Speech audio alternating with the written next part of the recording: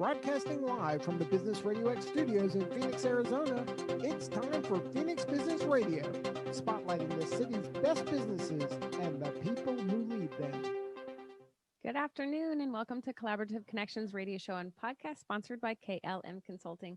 I'm your host, Kelly Lorenzen. We are in the studio in Phoenix Business Radio X inside Max 6, and we are coming on air on Zoom with our guest today. So I'm excited to introduce you. Collaborative Connections is a radio series created to bring entrepreneurs, nonprofits, and associations together to build relationships, foster collaboration, and grow a stronger community together. Our hope for today is that listeners and guests alike will walk away with a golden nugget or a new resource for their business. The sponsor of our show, KLM Consulting, is an on-demand marketing and project management firm with over 17 years of award-winning business savvy. KLM Consulting helps fast-growing companies and entrepreneurs build, brand, and brag about their businesses. Today, I have the honor of being in the studio with three amazing people that I'd love to introduce you to. Thank you all for being on the show. I can see you, but for everybody who's listening, I'm on air with Donnie and Larry Smith with Love and Money Hacks. Thank you for being here. Welcome to the show. And thank you. Glad to be here with you. Absolutely. And Teresa Kuhn with Living Wealthy Financial Group. Thank you for joining us today. Thank you for having me. It's an honor. Welcome everybody to the show. I'd love to start by introducing you all to our listeners. I know Donnie and Larry very well as clients of mine and can't wait to share you with the world.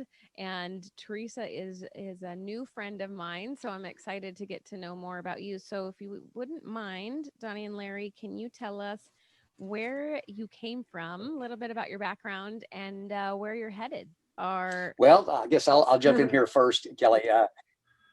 My background was corporate. I was a 20-year corporate guy. I went to work for the Pillsbury Company at the young age of 25 and spent 10 years with Pillsbury. And then after Pillsbury, I went and joined another company for 5 years. And then my last 5-year journey of 20 years in corporate, I was president of the U.S. division of an international company. And while my division, along with about a dozen others, was profitable, they were in 32 countries. And because there were so many divisions losing money, the company closed down in 1996, early 96, and I found myself unemployed at the age of 44. And, I kind of looked back over that 20-year journey and I realized that the only thing I really walked away with relocations and a lot of hours at work. I walked away with 20 years change at that point. And so after a lot of soul searching, we started a business of our own and everything else changed from that point forward to where we are today. Donnie? Well, my journey to meeting Larry and us coming together and being Love and Money Hacks is being downsized from corporate America. And I decided that I needed to work for myself to raise my two beautiful small children at the time. And I found a company that put me at a convention and I got to meet this wonderful man, was a great student and took a lot of notes from all the information and knowledge to grow my business, and our relationship grew into a great friendship, and then a little more after that. So we came together and 1 + 1 is equal probably about 100 in our case. That's my good financial sense right there. Exactly. Exactly. That's great. I love it. I love it. So Donnie, you said the business. Tell us a little bit about that. Both of you are started out in Legal Shield, so before owning Love and Money Hacks. So tell us a little bit about that. Yes. So we have probably a 25-year history in Legal Shield. We've been working together for the last 15 plus years.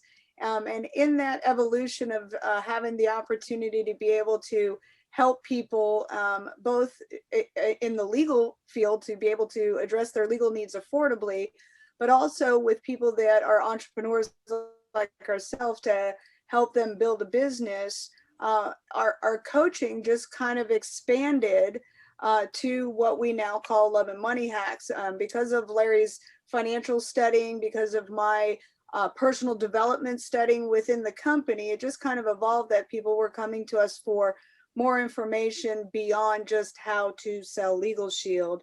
And that's how we're here today. That's so exciting. I love the evolution stories. They're my favorite.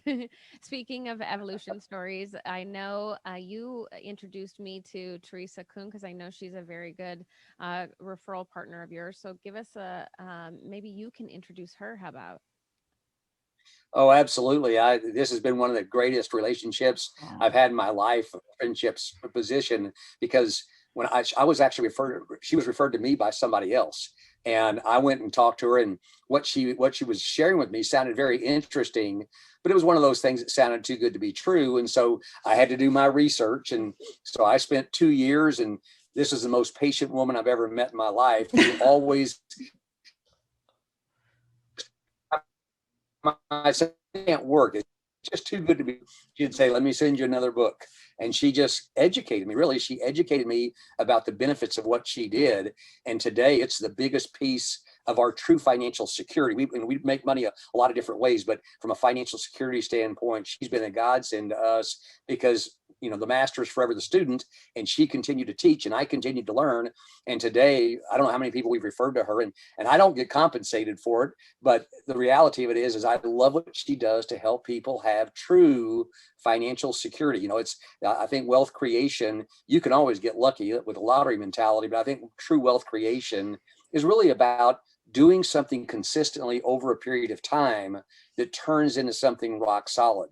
We've got a lot of money with Teresa because of what she does, but more importantly, because of that security, we're now able to take a lot of risk if we want to on other investments because we know our true financial security is in place. And she's the one that really was my mentor in helping me learn the right way to do that, because I've tried a lot of different ways and none of them ever worked. Teresa got me on the right path. I'll be forever grateful to her. And I will tell you right now that we love referring people to Teresa because of what she does to give people true peace of mind when it comes to financial security. So Teresa, you owe me for that.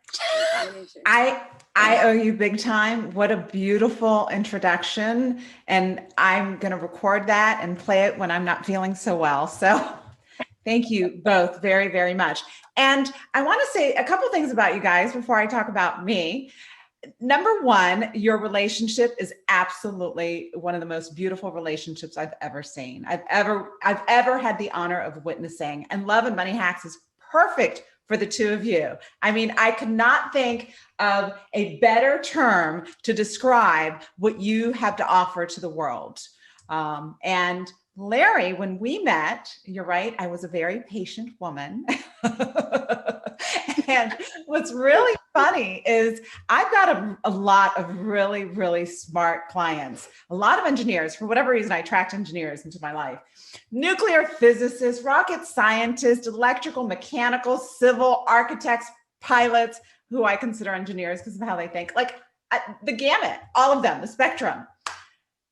And you at the time won the prize for the client who asked more questions for a longest period of time without buying and reverse engineer everything. And so I love your referrals because when you refer, they're like, if Larry says this is good, I know Larry, he's checked you out, I'm in.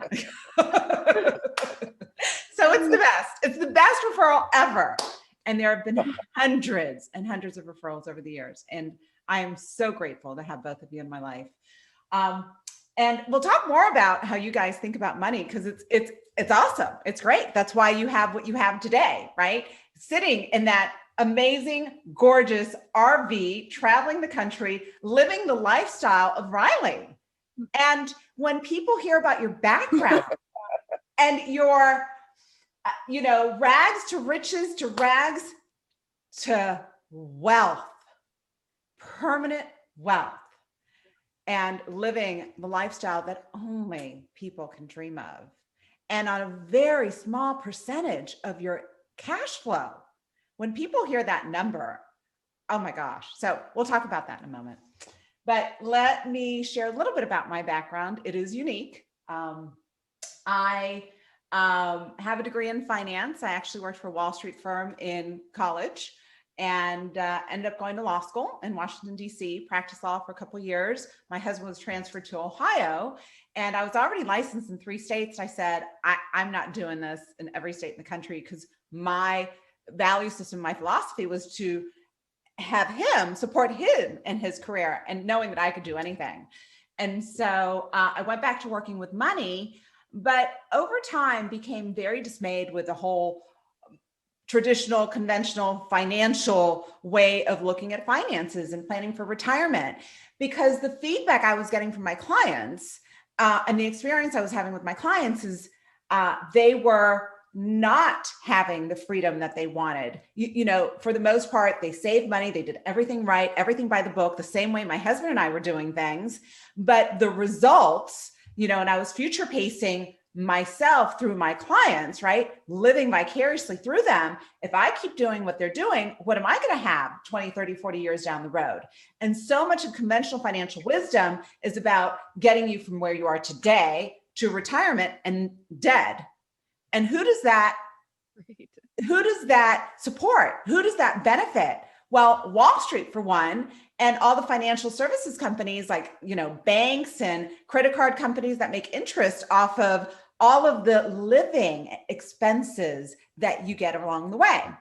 So knowing this and knowing the experience I was having with my clients, I went out to the marketplace of financial strategies looking for a solution that was congruent with my understanding of how money really worked. I studied how money really worked. I studied information that today isn't so cutting edge. Back then, if I talked about it, people would have thought I was crazy.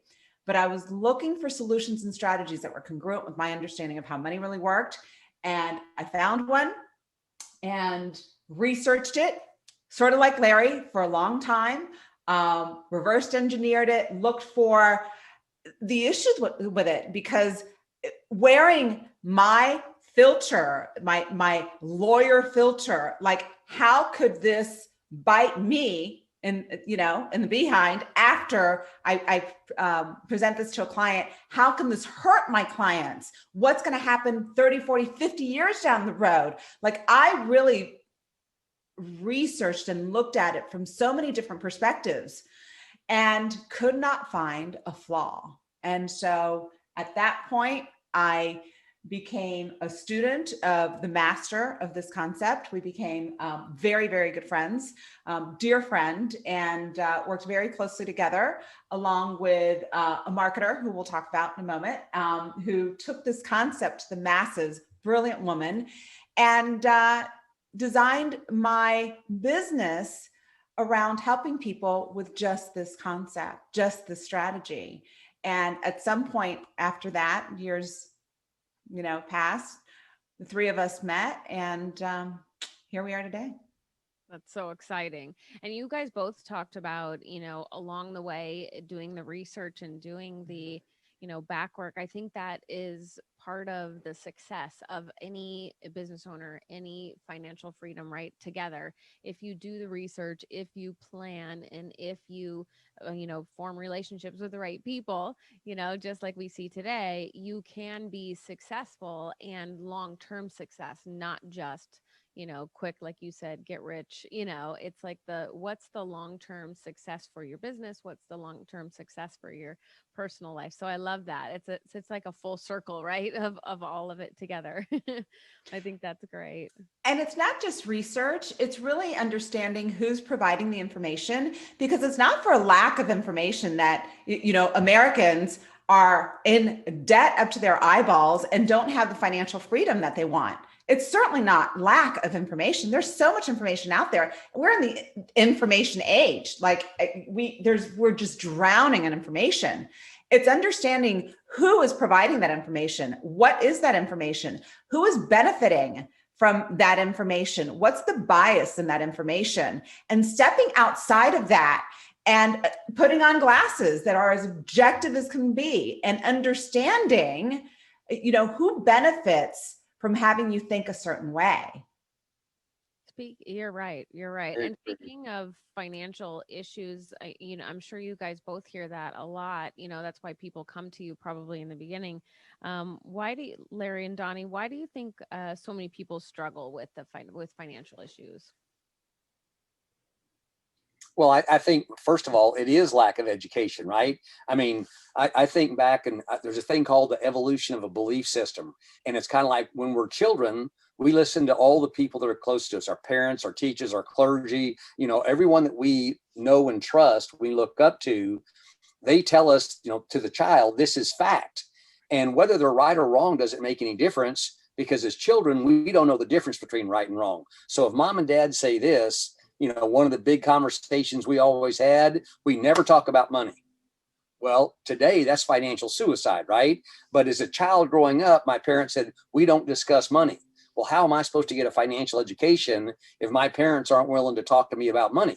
And so we grow up with all these different false facts, if you will, that by the time we start to learn on our own, these things are so ingrained into our mind that we believe they're true. So we grow up living and working under false beliefs just because we didn't get the right information in the first place. So that evolution of a belief system is one. Secondly, the education itself financially, and I tell this story a lot because I think it's so important. I was not the best student. I grew up with 5 different fathers growing up, so I didn't have a great childhood. It doesn't make any difference, but that's why I grew up. And so school and I weren't really good friends because I didn't want to be living at home, right?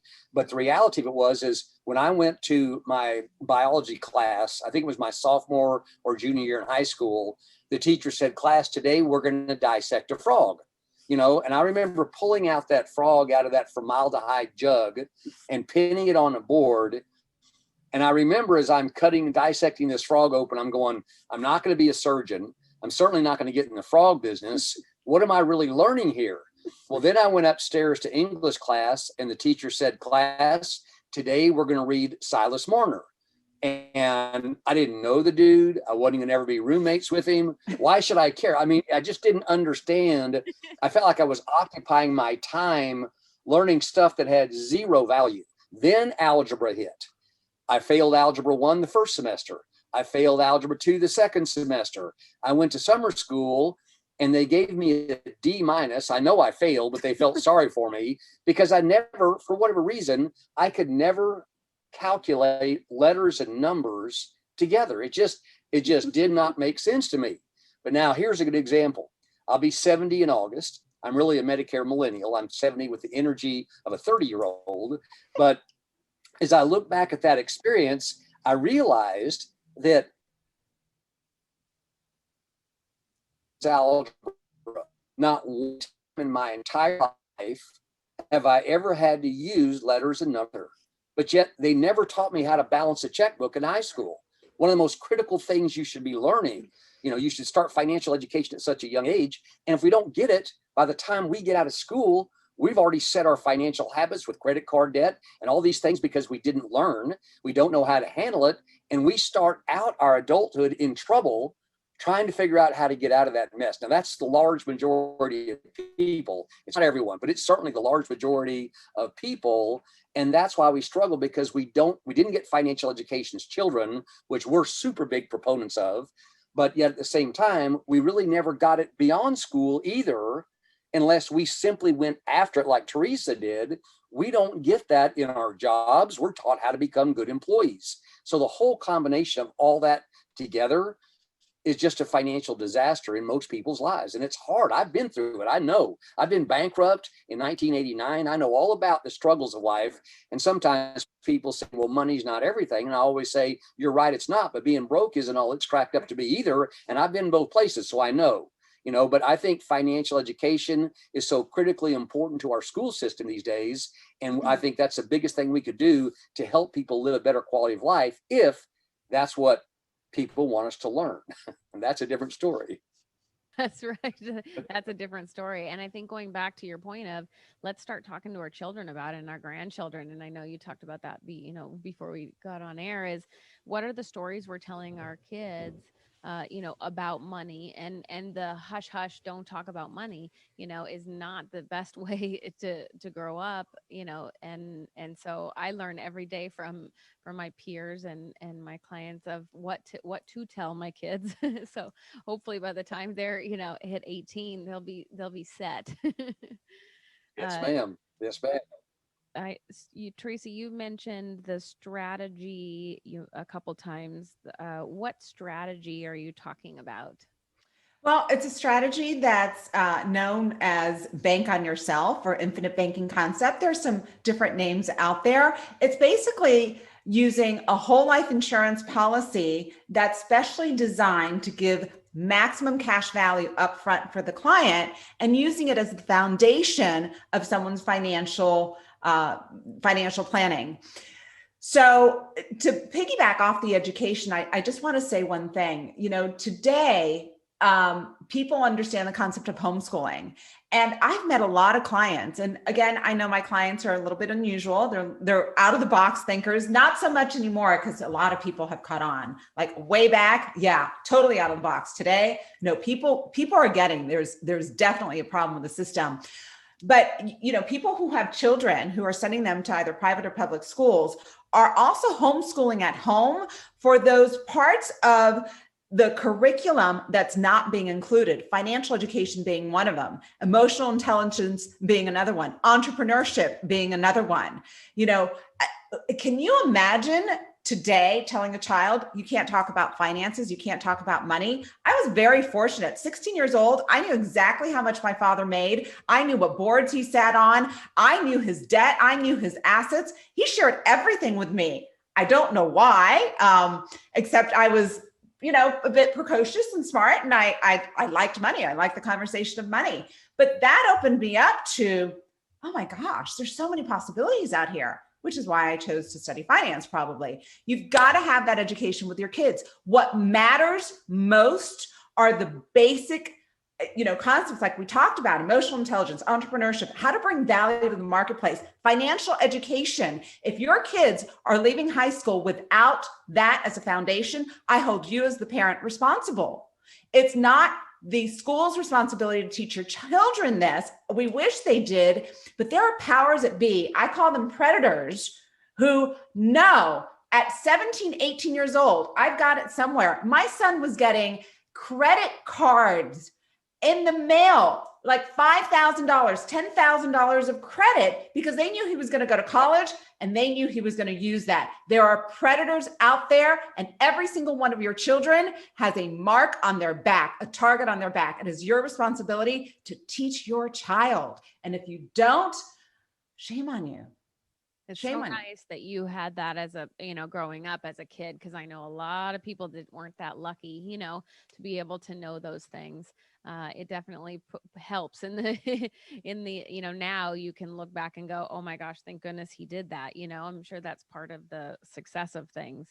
And you have, I know Donnie and Larry have lots of grandchildren. I'm sure you are constantly talking about money and teaching them. Tell us the story you were saying earlier about your grandson. Oh, I was talking, it's actually my nephew. Oh, yeah. I call him my grandson. It's really my nephew because I'm seeing grandkids and my kids all over Texas right now, but it was my nephew. And I was talking to him about what Teresa did, about the bank on yourself, infinite banking concept that Teresa taught me, because typically, and I don't want to get too deep in what Teresa does, because I could make a whole training out of what I've learned just from Teresa. So I'll save that for her. But basically, when I talked about using whole life insurance, my brother even said to me, he said, yeah, I was told that a long time ago and blah, blah, blah, blah, blah. And that doesn't make him good or bad or right or wrong, but it just goes to show the difference in the financial education of what, some people form opinions about whole life insurance. And I think I even had my own opinion about whole life insurance before I met Teresa. Once I understood how she used a whole life insurance policy to keep you from paying millions of dollars in debt over your lifetime, certainly thousands of dollars in debt over your lifetime, I went, this doesn't make sense not to own something like this. And I started with one policy. I think we now have either 5 or 6, but the reality of this thing is it allowed me to understand how to use my own money instead of always having to be dependent on banks. I'm going to give you one example, because I was telling my nephew, I said, when I was telling him this concept, even my brother's wife said, David, are you listening to this? Because she was gaining interest in what I was saying. And so David's 18 months older than I am. So he's kind of formed in his ways, again, not good or bad, but as an example of how I've used this, when I bought this RV a couple of months ago, we bought a brand new 2021, and I bought it. And normally I would have to, first of all, save I put 25% down because money's so cheap. I didn't want to finance. I wanted to finance as much as I could because of the returns we're getting with our other money. So I put 25% down. So I put $75,000 down. Now, the normal person would have to, first of all, come up with the $75,000, right? Well, I had the $75,000, but I don't let the banks carry a lot of my money. I might keep $15,000 or $20,000 in the bank just to have immediate access to it, which I'm dwindling down more and more every day and putting in other places. But because I had Bank on Yourself, I just went right over to my Bank on Yourself program and said, send me $80,000. And 5 or 6 business days later, I had $80,000 dropped in my bank account. Now, here's the best part. I didn't have to apply for a loan because it's my money. If I had money in a CD at a bank, I'd have to go in and let them charge me more than what I'm earning to even get it. And in Bank on Yourself, I just went in and said, send me $80,000. And 5 or 6 business days later, I had the $80,000 that I put down. Now, it's my money, so I don't even have to pay this back. Obviously, I will, but the money I pay back is actually just a little bit less than the dividend I'm getting. So if you really understand money, I'm getting paid to borrow my own money, and I didn't need a credit check. It doesn't show up on my credit score. None of the credit reporting agencies know about it. So it doesn't even show debt on me because it's not debt. It's my own money that I have access to because I put it away religiously first instead of last, because you never get to it. And it's that kind of freedom. And I've used it on property in Hawaii. I've used it on cars, of course, paid it all back. The reality of it is I love having the access to what Teresa's taught me about, because now banks don't get any of my money. They just get, I don't owe anybody any money. They don't get my money. I pay my credit cards in full every month. And I think a lot of that is just because I know I'm financially secure for life with what I've set up through Teresa's program. If I may add to that, and Larry, you're such a great student. There are a couple of things that I want to touch on. Number one, what you're doing when you borrow the $75,000 or $80,000 from your policy, you're now enjoying what's called uninterrupted compounding. If you had taken that money from your savings account and put it as the down payment, is the bank still paying you interest on that $80,000? No, of course not, right? Your balance is now less $80,000. But because you took it from your policy, you're enjoying uninterrupted compounding. And what that means is the insurance company is still paying you the growth on the money as if it was still in there. And yes, you are paying some interest, but when you do the math, you see, like you said, you're earning more in interest than you're paying in interest. So it's a positive. You're making money, right? With that 80,000. Something else I want to say, as far as options are concerned, right? The quality of life, it's one of my overarching values, rules, philosophies that I live with. And it's the quality of your life is in direct proportion to the quality of options that you have. Because you have this policy, Donnie and Larry, or these policies, guess what? You have more choices from which to make decisions when you're trying to decide, how am I going to pay the down payment for this RV? Should I finance the whole thing? Should I just finance the down payment? Should I take from here or there? And you know what? At this point, you've had your policies for years and years and years. There comes a point with every policy where you have more money than what you've paid into the policy, and it starts growing pretty exponentially. At the end of the day, you earn so much from your policy. You have so many options, and it didn't cost you anything out of pocket. Because if you put in 100,000, right? But you have 150,000 or 200, 300,000, how much did that policy really cost you? How much did the death benefit really cost you? How much did the living benefits really cost you? Which all that means is you get to access part of the death benefit if you have a long-term care issue, a major medical issue, or you're terminally ill, right?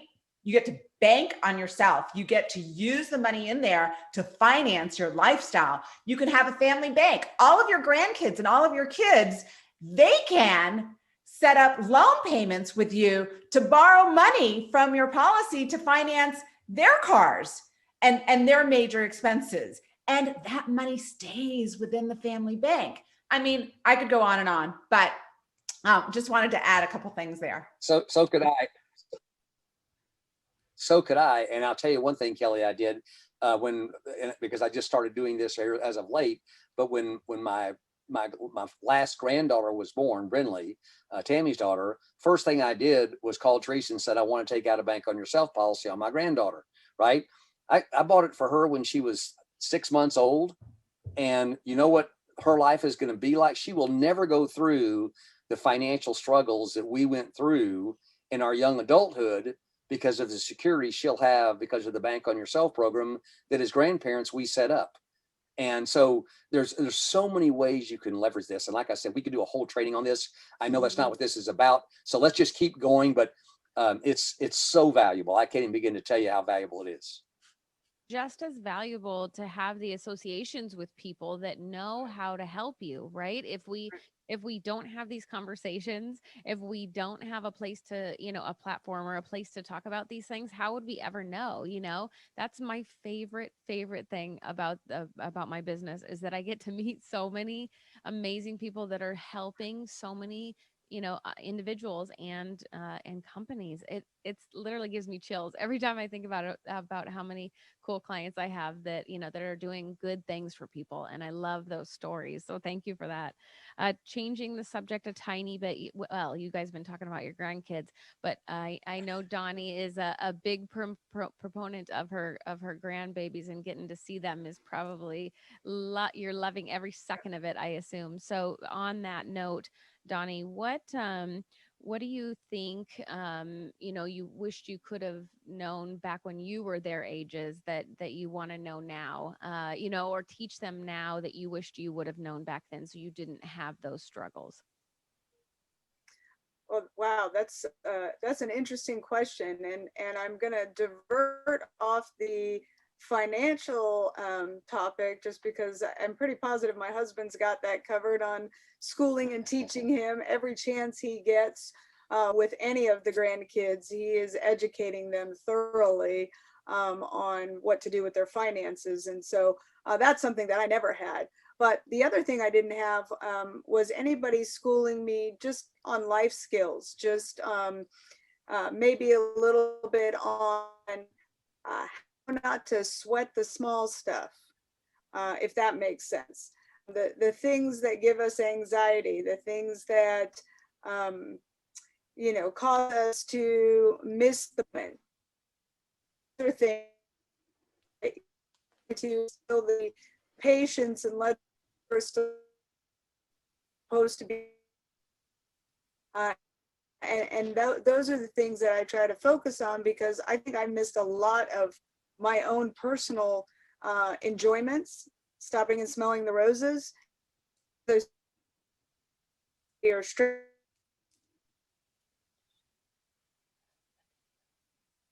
Yeah, we're losing you a little bit just because of the Zoom, darn it, and the internet. That's the only negative, right?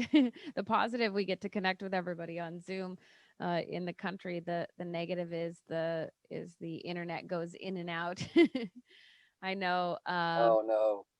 I know. It's okay. We can hear you though. So, Donnie, you said stop and smell the roses would be something you would teach those grandbabies, and then we missed the other piece. Oh, I think I was just saying that, I personally have been working on trying to be present and not living in anxiety and letting things that, don't matter long-term affect the current moment, if that makes sense. And so I personally am trying to just be present when I'm with them, but I'm also trying to help navigate them learning that skill at a younger age, because I think we spend so much time worrying about what is going to happen or what isn't going to happen in the future. And we miss the moments that we could change and make a difference if we would stay present and enjoy what's currently going on.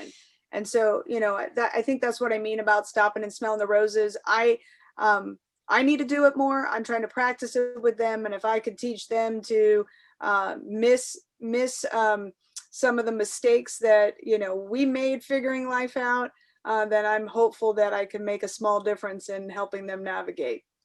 I love that.